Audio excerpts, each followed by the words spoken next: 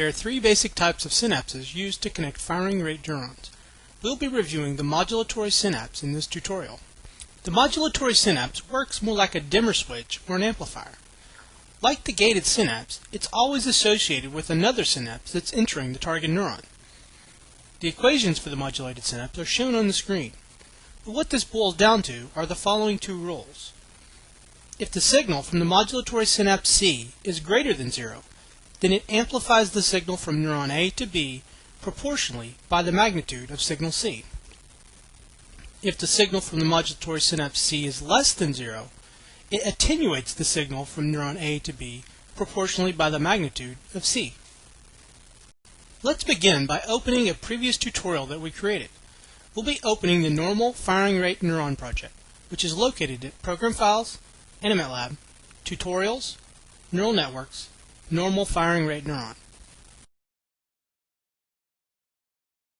Once it's finished loading, select the Save Project As item in the File menu and save this project with the name Firing Rate Modulatory Synapse.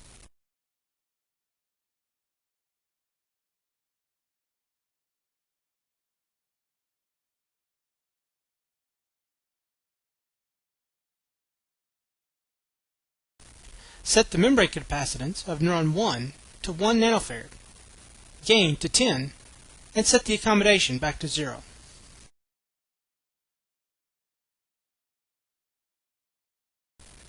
Now add 4 new neurons and rename them so that we have neurons 1 through 5.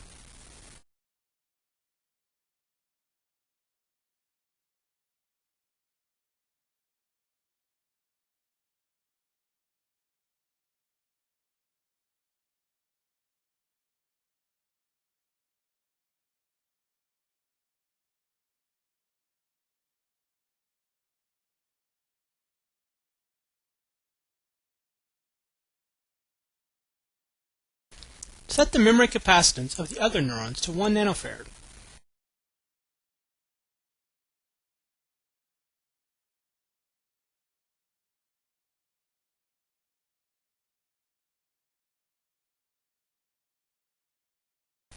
Now add excitatory synaptic connections from neuron 1 to 2 and 4.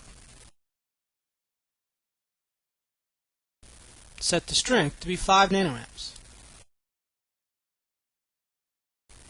Next, add a modulatory synapse from neuron 3 to 5. Specify the incoming synapse that you want to modulate. In this case, select the synapse from neuron 1. We'll make this an amplifying synapse by setting the weight to be 2. The signal from this synapse will be positive, and therefore it will produce an amplification. And since we're setting it to 2, then if neuron 3 is firing at its maximum amplitude, then the current from neuron 1 to 2 will be multiplied by 3. If we only wanted to double it, then we should set the weight to 1. And if you only want to increase it by a fraction, then you need to use a value between 0 and 1. Add another modulatory synapse from neuron 5 to 4. Specify the incoming synapse that you want to modulate. In this case, select the synapse from neuron 1. We'll make this synapse be attenuating by setting its weight to -2. The signal from this synapse will be negative, and therefore it will produce attenuation. If neuron 5 is firing at its maximum value, then the current from neuron 1 to 4 will be divided by 3.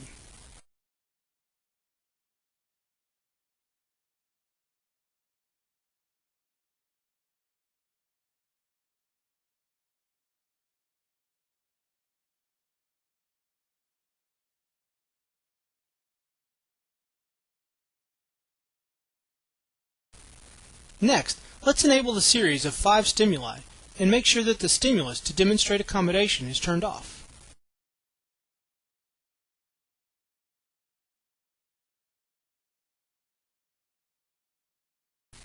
Then add a tonic current stimulus to neuron 3.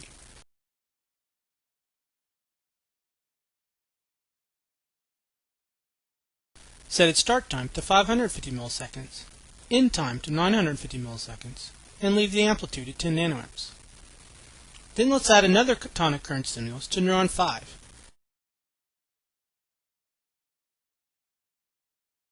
Set its start time to 550 milliseconds, end time to 950 milliseconds, and leave its amplitude at 10 nanoamps also. Now let's create a new chart. Add 4 axes to show the currents and firing frequencies for each of our modulatory synapses. Color coordinate the signals so you can tell them apart.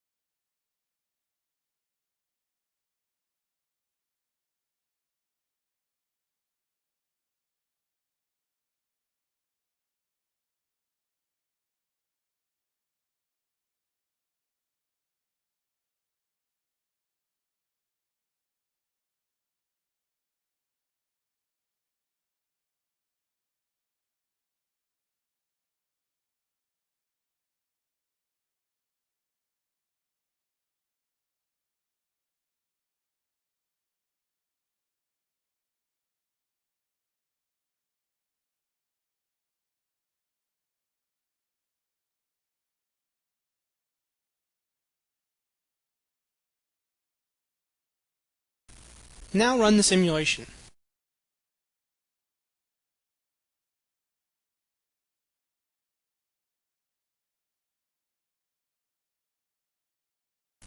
In the top graph, we can see that when neuron 1 fired, it did produce some firing in neuron 2.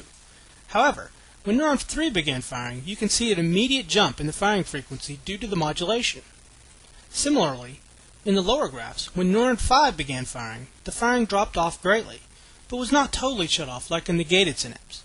When neuron 5 became silent, the firing from neuron 4 picked up again. Modulatory synapses give you the ability to have another neuron change the responsiveness of a connection.